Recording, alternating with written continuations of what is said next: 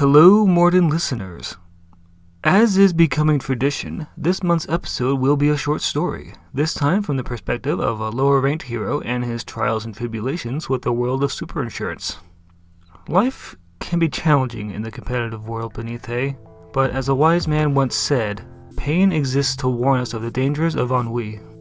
Welcome to Super Claims' own short story, B Rank.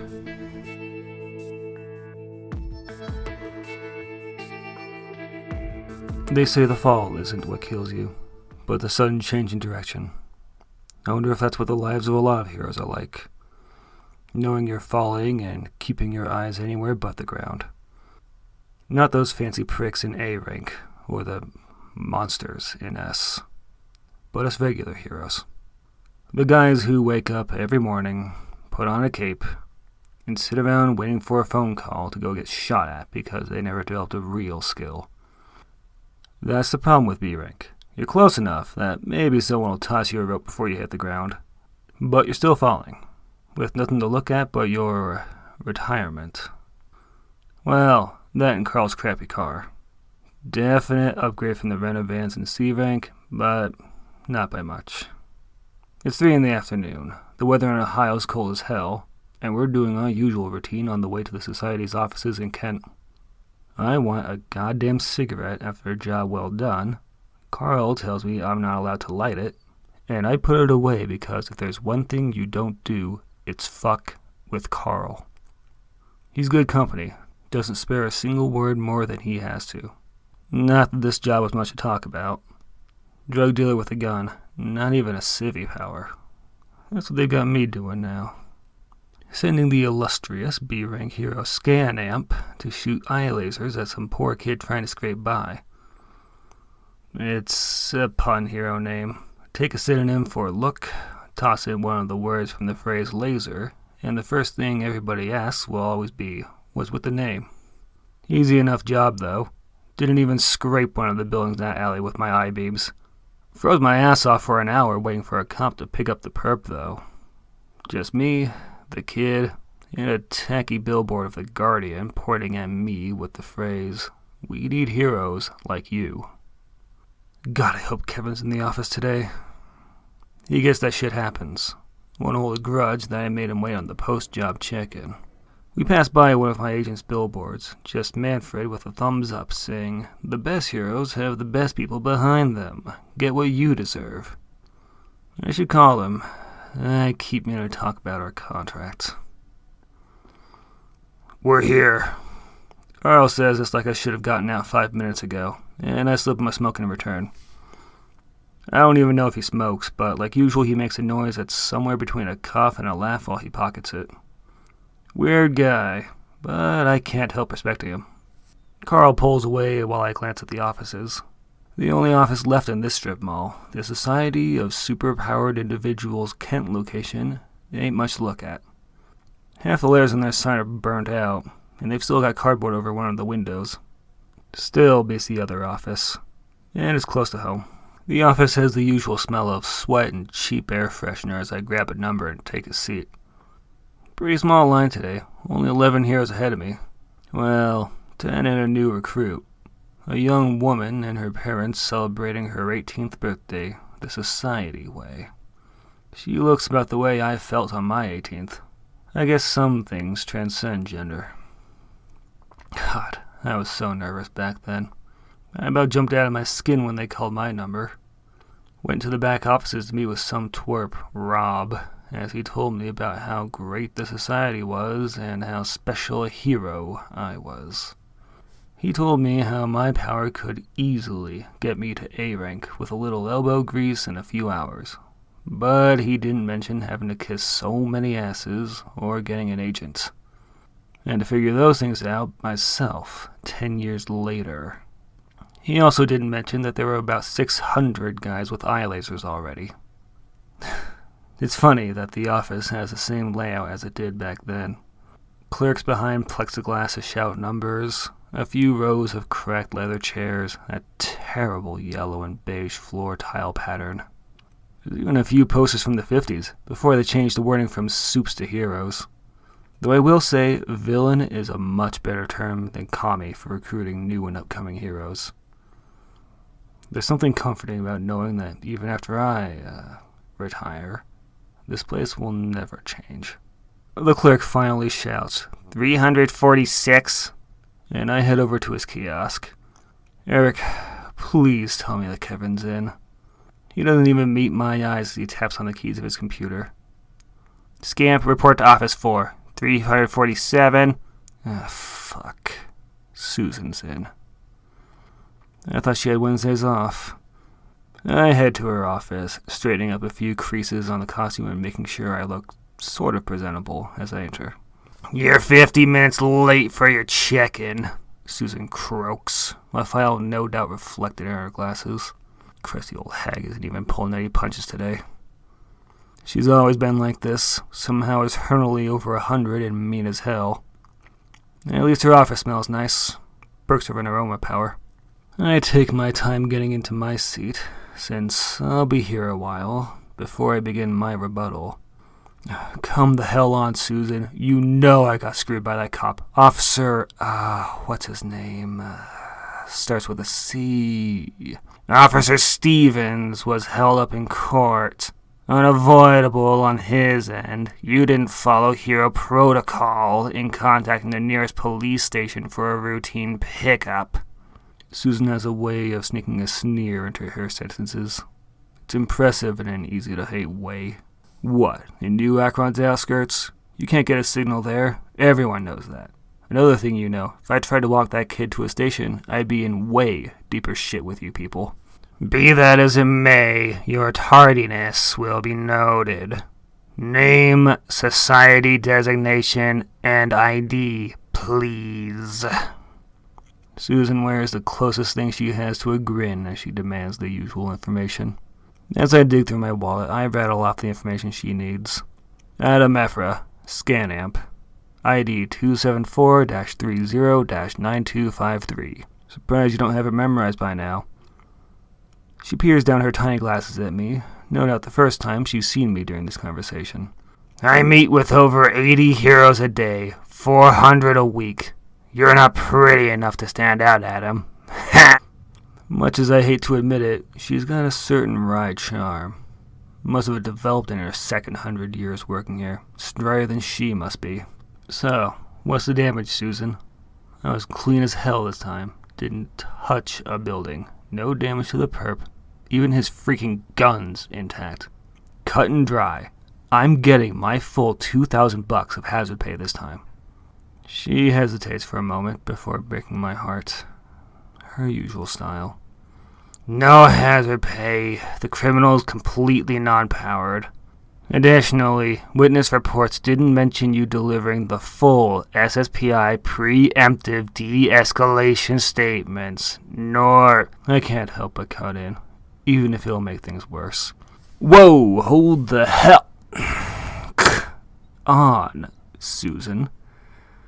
I gave that stupid speech. Only made it about halfway through before he took a pot shot at me. Those witnesses are lucky I had my eyes open. Melted a bullet coming straight at one of them. Susan checks her notes, nodding along as she reads. You're right. One of the reports made a note along those lines. Forgiven. You still didn't follow society procedure for an armed and dangerous assailant with civilian-grade bystanders present. We both go silent for a moment. Susan knows what I'm going to object to, and I know her hands are tied. It's still worth it. You can't expect me to execute some kid over a drug deal. The rules can say what they want. That kid doesn't deserve to die over a drug bust.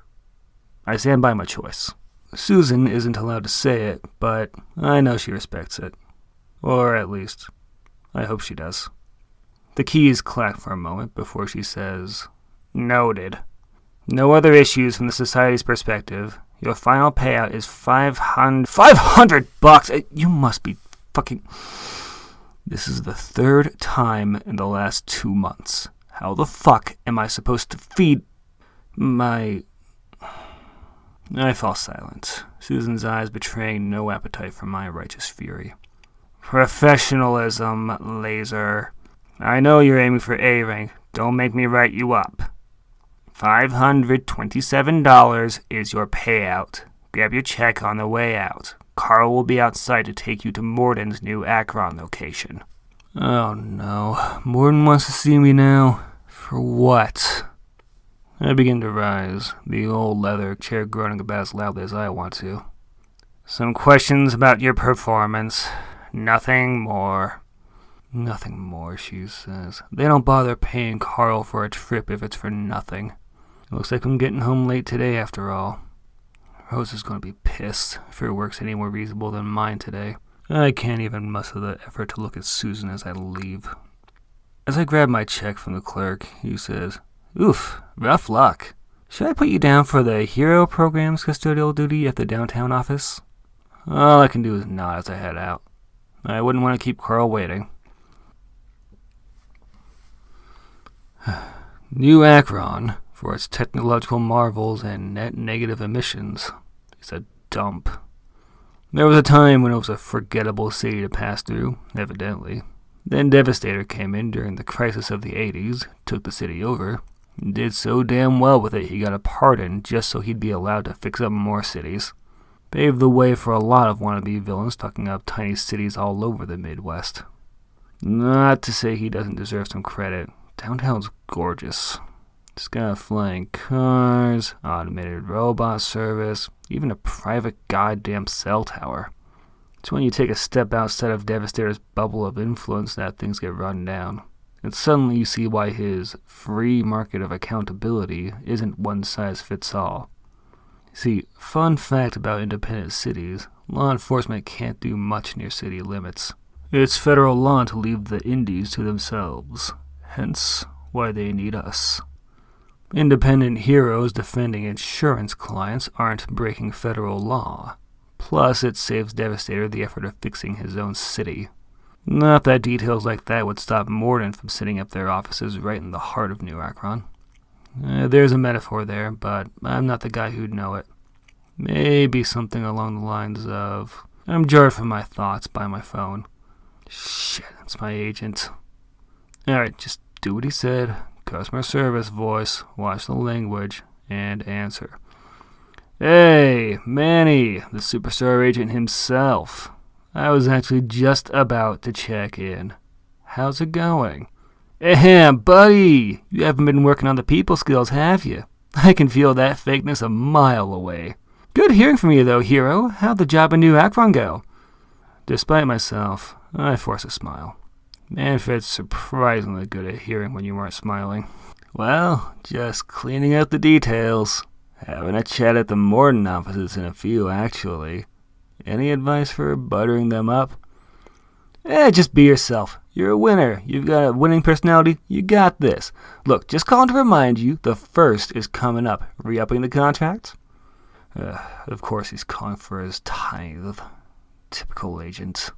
Manfred, it's been a year and a half. You really think... Hey, Adam, buddy. I know it's easy to get discouraged, but it's a process. You've been climbing the ranks. People are learning your name. This time next year, I got high hopes there's going to be an A next to your rank. Trust the system. Let's chat sometime after you're done at Morden's place. I'll give you a call. Find some time for lunch, yeah? I could swear I've heard this speech a few times now, but I've got to admit he's right. The Morden guys have been more interested in talking with me since I started working with Manny's agency. And I've gotten to work the beat with some of the A-rank guys. Alright. Let's talk. I've got a few days free coming up. That's what I love to hear. Some optimism. Seeing some real progress is saying yes to opportunity. I've got to go now, but seriously, let's get lunch. I'll call. Ciao, app. Hope he calls soon. Spare time's hard to come by. Unless you're in the A-ranks. They seem to have plenty of time to chat with Manny. Hopefully that'll be me soon. I'll give Rosa something to actually be proud of. We're here, Carl says in his usual gruff tone. It's reassuring, in the way that any consistent thing in my life is. I nod and step out, with a glance skyward at Morden Insurance's building. God damn, is it an eyesore.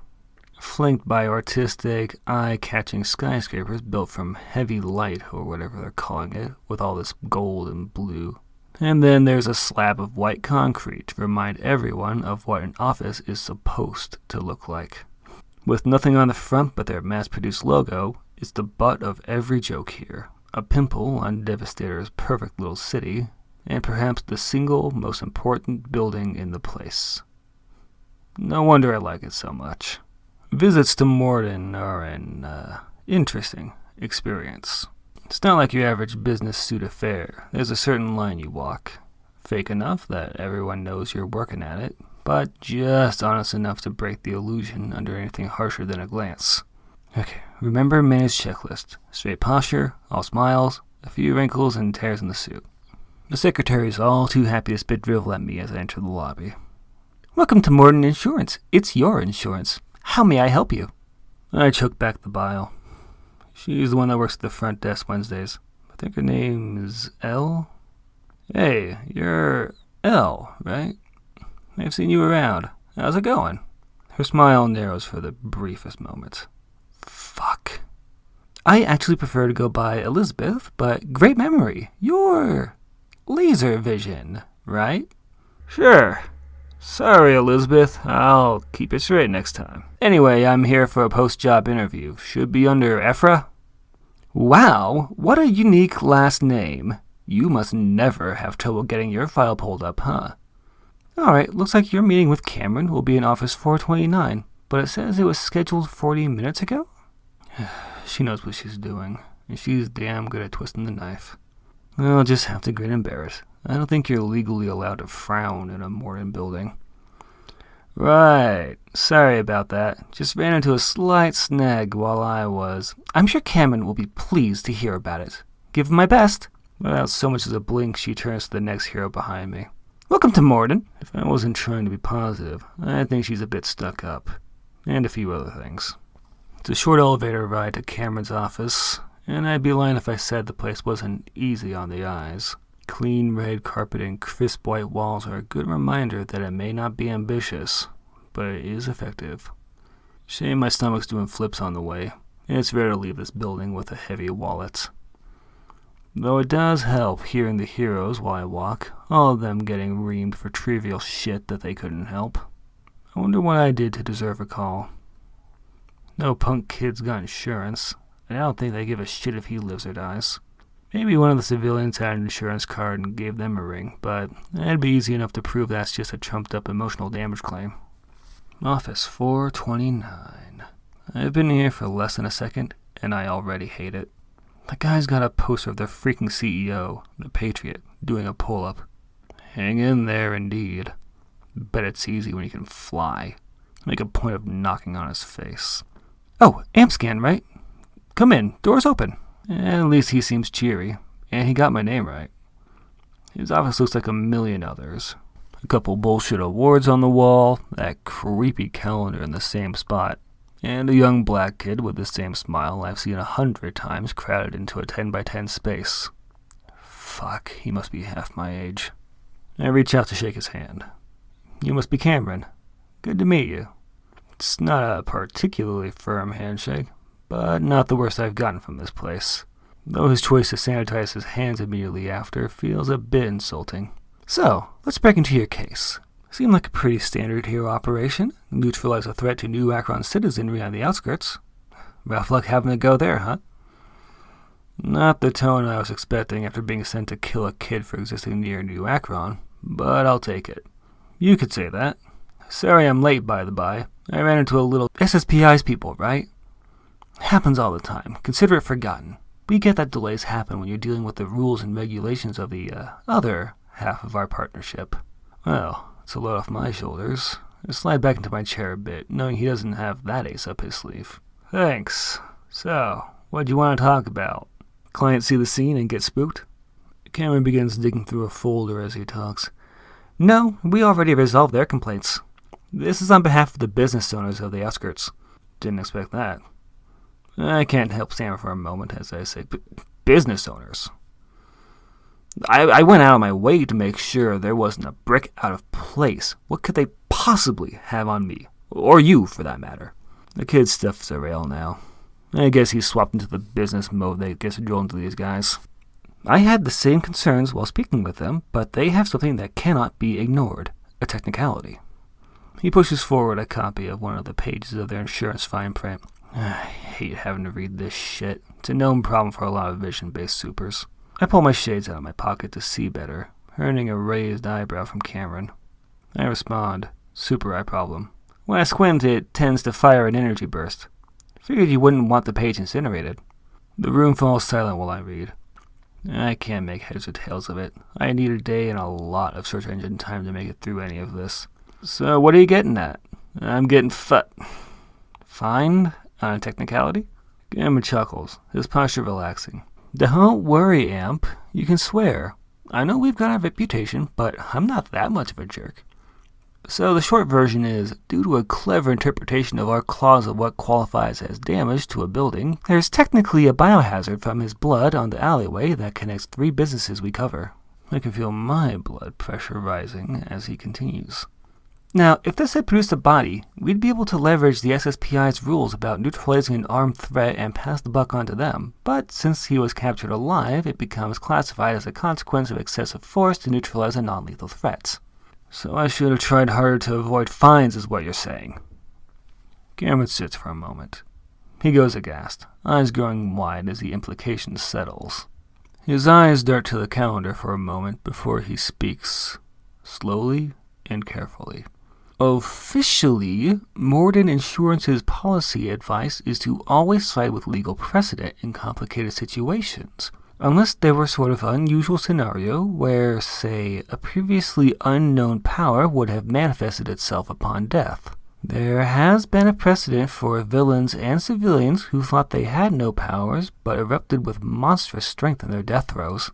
Mr. Ephra, would you make the argument that this was a possible risk? I nod, slowly, and answer. It is definitely a possible risk. His powers were unknown when I was dispatched, and I acted in a manner that would prevent such a situation from being able to occur. In acting how I did, I was minimizing risk to Morden Insurance clientele and their properties, as is the duty of any hero confronted with an unknown power. The kid breathed a sigh of relief, scribbling a note on one of the files in front of him. Sucks that I never learned to read upside-down cursive. Well, that'll drastically affect the potential cost of that file. I think I can consider the matter of property damage handled. Let's move on to Morden Insurance's other questions. You're kidding. There's more? For a routine outskirts job? Cameron chuckles as he flips open the next folder. Oh, don't worry, Amp. These will go much quicker. Just a few minor questions to understand the situation more fully. You understand. I'm not chuckling, but I nod along anyways. Alright, let's get through it then. What else does Morden need to know? The kid clears his throat, then says, First, we couldn't help but notice that you have been having some troubles with reception while interviewing our clients after your jobs. A lot of people tend to characterize you as standoffish and curt. Yeah, shows what they know. I'm talkative as hell. People can't get me to shut up half the time. I say, so what? Cameron clears his throat again, losing his place.